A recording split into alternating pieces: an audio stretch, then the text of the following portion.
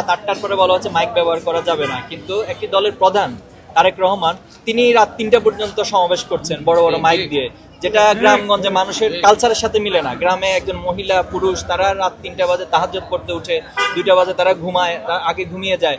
এই জন্য বাংলাদেশের যে কালচার, এই কালচারের বিপরীতে গিয়ে একটা তিনি দীর্ঘদিন লন্ডন ছিলেন, তো লন্ডনের কালচার যদি আমার বাংলাদেশে অ্যাপ্লাই হয় তাহলে তো এটা এখানকার প্রাসঙ্গিকতা থাকে না। একদিকে তিনি আমাদের কালচার নষ্ট করছেন, আরেকদিকে তিনি নির্বাচন যে আচরণবিধি আছে সেটাও নষ্ট করছেন, কিন্তু এখন পর্যন্ত কোনো মিডিয়াতে নিয়ে আলাপও উঠে নাই এবং প্রশাসন থেকে এটা নিয়ে কোনো নির্দেশনা ওনাকে দেওয়া হয় নাই। তো আমরা মনে করি এই জাতীয় একপাক্ষিকতা অথবা হচ্ছে কারো দলকে সাপোর্ট দেওয়া এটা প্রশাসনের নৈতিক দায়িত্ব নয়। আমরা আশা করবো যে তারা নিরপেক্ষতা বজায় রাখবে ইনশাআল্লাহ। আলহামদুলিল্লাহ, আমরা আসর নামাজের পরে এই কাজীপাড়া এলাকাতে প্রচারণা চালাচ্ছি এবং বিভিন্ন শ্রেণী পেশা মানুষের সাথে কথা বলছি। এখানে ব্যবসায়ী যারা আছেন, শ্রমিক যারা আছেন, এরপরে পথচারী যারা আছেন, রিক্সাওয়ালা, সিএনজি চালক, সবার সাথে আমরা কথা বলছি।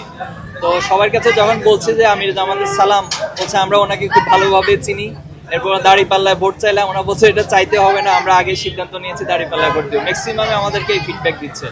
আলহামদুলিল্লাহ, দাঁড়িপাল্লার পক্ষে যে একটা গণজোয়ার তৈরি হয়েছে এটা আমাদের আজকের এই প্রচারণার অভিজ্ঞতা থেকে আমরা বলতে পারি এবং আশা করছি যে এলাকার মানুষ আমির জামাত ডাক্তার শফিকুর রহমান ওনাকে দাঁড়িপাল্লা ভোটের মাধ্যমে বিপুল ভোটে বিজয় করবেন ইনশাআল্লাহ। আমরা এর আগে এই আসনে কয়েকটি অনাকাঙ্ক্ষিত ঘটনা দেখেছি এবং এই ধারাবাহিক বাংলাদেশের বেশ কয়েক জায়গায় নারী কর্মীদের উপর হামলা হচ্ছে, এই বিষয়ে আসলে কিছু বলবেন কিনা? যেটা তো দুঃখজনক খুবই আমাদের জন্য, যে জুলাই পরবর্তী বাংলাদেশে এখনো এই সংস্কৃতি যদি থাকে এটা আমাদের প্রজন্মের জন্য খুবই হতাশার একটা কারণ। তো আমরা ইতিমধ্যে এটা নিয়ে প্রটেস্ট করেছি এবং প্রশাসনকে জানিয়েছি, আইনশৃঙ্খলা বাহিনী যারা দায়িত্বরত আছেন ওনাদেরকে জানিয়েছি, যাতে করে এই ধরনের কোনো অনাকাঙ্ক্ষিত ঘটনা না ঘটে।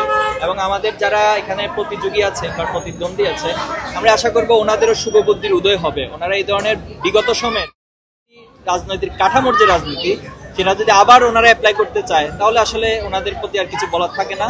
এবং অতীতে উন্নতি হয়েছে, মানুষ প্রত্যাখ্যান করেছে এবং রাষ্ট্র থেকে তারা পালিয়ে যেতে বাধ্য হয়েছে। ঠিক একই রাজনীতি যদি আবার করা হয়, বিশেষ করে মহিলাদের উপর, দেখুন মহিলাদের উপর কারা হামলা করে, যাদের কাপুরুষিত চরিত্র তারাই করে। এই জন্য আমরা এখন থেকে বলবো যারাই মহিলাদের উপর চেষ্টা করবে তারা কাপুরুষের দল, এবং কোন কাপুরুষ বাংলাদেশের কোন রাষ্ট্রীয় ক্ষমতা বা নেতৃত্ব আসতে পারে না। এটা বাংলাদেশের মানুষ 12ই ফেব্রুয়ারি ইনশাল্লাহ সিদ্ধান্ত নেবে। হ্যাঁ, নিঃসন্দেহে আপনি দেখছেন যে মানুষ ব্যাপক উদ্দীপনা, কারণ হচ্ছে বিগত 3টি নির্বাচন, আসলে এটা কোনো নির্বাচন হয় নাই, কখনো রাতের নির্বাচন, কখনো ভোটারবিহীন নির্বাচন, কখনো হচ্ছে ডামি নির্বাচন হয়েছে। তো এই বছর আমরা ছাত্র সংসদে, যেহেতু গত বছর আমি ছাত্র শিবিরের দায়িত্বে ছিলাম, ছাত্র সংসদে আমরা দেখেছি কি পরিমাণ উৎসব উদ্দীপনা সবার মাঝে কাজ করেছে। অনেক ভয় ভীতিকর পরিস্থিতি তৈরি করার জন্য বিভিন্ন মহল চেষ্টা করেছে, কিন্তু আলহামদুলিল্লাহ সবার একটা স্বতঃস্ফূর্ততা ছিল।